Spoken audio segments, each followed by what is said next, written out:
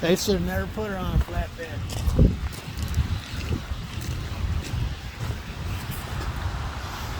Well, everybody, so this is what we got.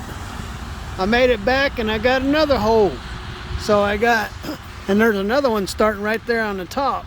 See that where it's buckled up right there? There's another one coming through there, shredded the back. So I got to go ahead and order that tarp too. And then they got those two big gigantic holes there. So that's garbage. And this tarp is garbage too. So I'm gonna have to order some new tarps. So anyway, I thought I'd give you guys an update.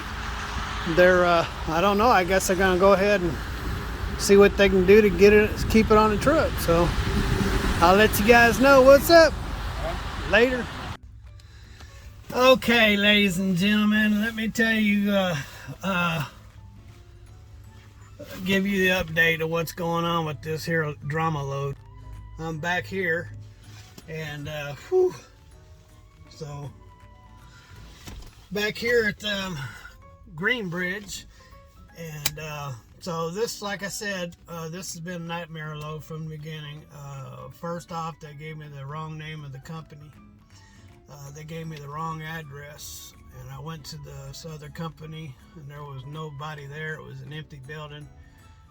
The people across the street said, hey, they changed their name and they moved. And so I had to call and get the address, and they came over here. Took all nearly the whole day to get everything done and loaded, and left out of here at 2 o'clock in the morning. The rain hasn't stopped yet. I mean, just pouring. It's down to drizzle right now, but the rain was pouring. And so it was 2 o'clock in the morning. I left out, and when I finally made it to a place where I could pull in and check everything out, I was 112 miles out, and it shredded my tarps up front, 2 6-foot holes. And so I was like, oh no. So I grabbed a 4-foot tarp, unbuttoned everything, and went up in there and stretched out a 4-foot tarp, and then pulled it back over. But it was wet in there, and so I didn't want to move without everybody knowing what was going on. So I called, and I waited 3 hours for somebody to call me back, and so they finally told me to bring it back to assess the damage. And so I brought it back. So I went 2 hours out this morning, waited 3 hours, and then 2 hours back, and it burned up another day of clock by the time we're done here. So when I got here, they immediately got up there with padding and with WD-40 and rags and tried to dry everything off and WD-40 everything down, keep everything from rusting.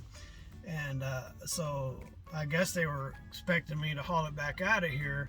And so because of that, I called my carrier who booked the load originally and said, hey, so I'm out.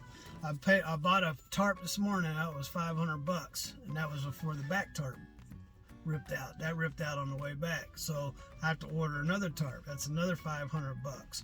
That's 100 miles out in fuel. That's 100 miles back in fuel.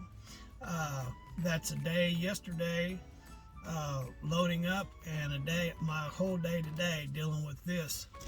And they didn't want to compensate me for it. They didn't want to compensate me on my tarps. They didn't want to compensate me for my time. Didn't want to compensate me for my fuel. Instead, they would rather take it off and order another truck. Doesn't make a whole lot of sense, but that's what's going on. And so I thought I'd give you guys an update. And so I'll be unloading here, and I'll be out of hours, and I have to take a 10-hour break, and then I'll head on to the house. So that's what's going on with Big Bellies. I asked them, I said, did you want me to bend over for you?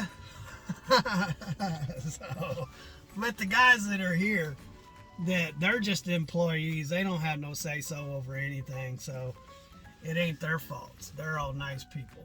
So anyway, you guys have a wonderful Friday, And wherever you are in the world, have lots of fun.